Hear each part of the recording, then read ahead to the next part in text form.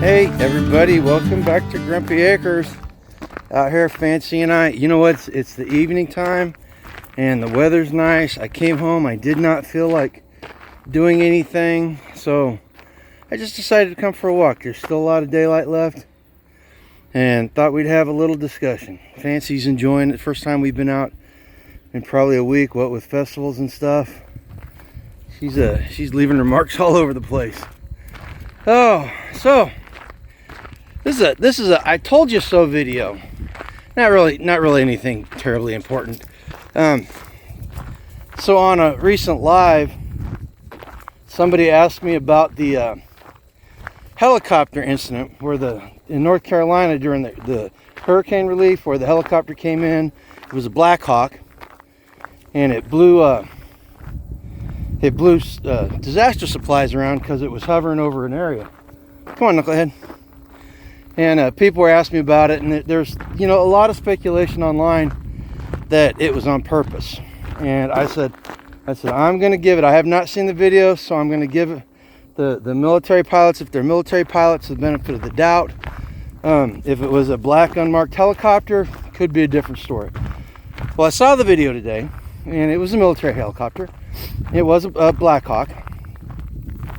And then word came out, I think I saw it on MSNBC online. I think that's where they posted it. But the North Carolina National Guard had grounded the pilots of that incident.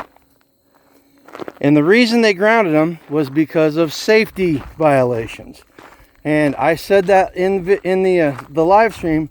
I said pilots forget sometimes, and they violate safety protocols. And from what I saw the video, and from what I saw from the news reports, that's what it was. These guys just flew too low.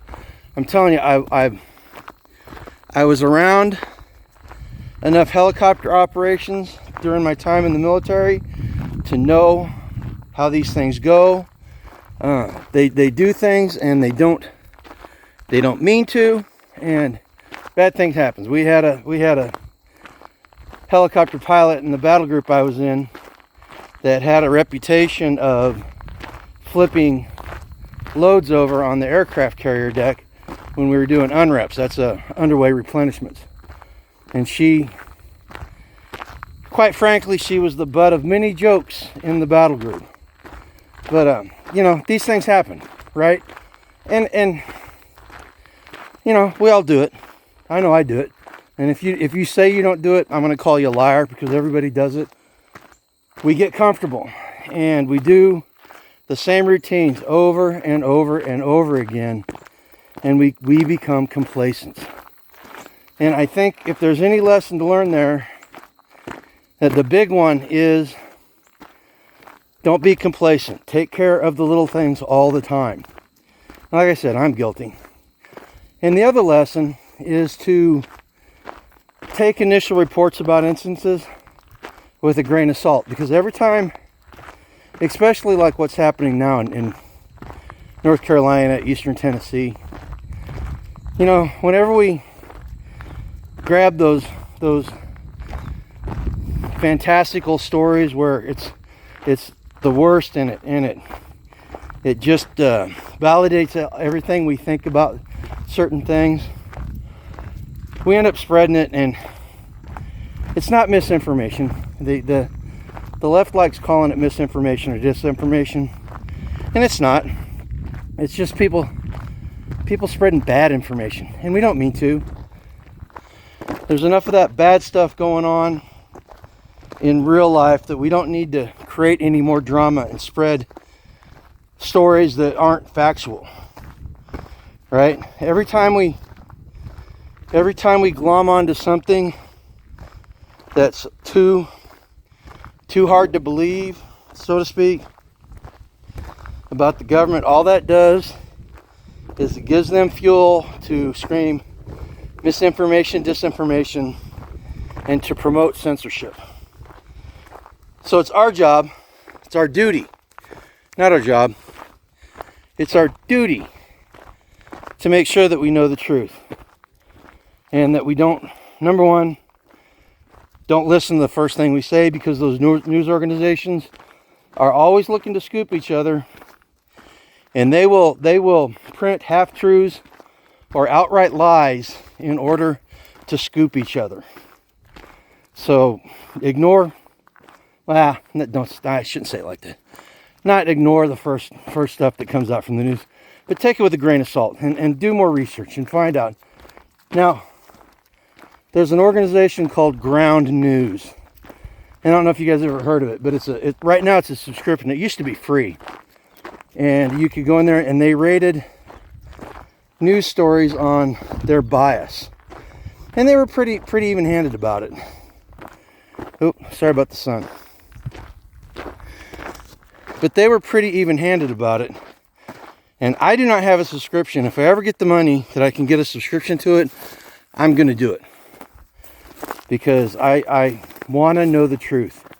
And I want to know what the bias is. And folks, the people on the news media that's quote-unquote on the right side of the aisle or the right side of the spectrum are just as guilty of being biased as the left. All right, now the ones on the left are promoting the party line. So in my book, that makes them a little bit worse. Well, it's not true. A lot worse. Makes them a lot worse. But bias is bias, and it doesn't do us any good, right? So there you go. There's the takeaway from the helicopter buzzing the disaster relief camp. Complacency can cause problems, and we need to make sure that we're getting the full story before we go repeating it. All right? Again, there's enough of the petty tyrants and government mismanagement going on for real that we don't need to muddy things up, so to speak, by repeating stuff that just isn't true or is a half-truth. All right? Hey, listen. Thanks for coming on this walk with us. I really enjoy these things, and at Self-Reliance Festival we had people telling me that they enjoyed them too. So I'm gonna make a concerted effort to do more of these. All right. You want to help out the channel? Ooh, that sun. You want to help out the channel? Hit the affiliate links down below. If you're not a subscriber, go ahead and subscribe to the channel.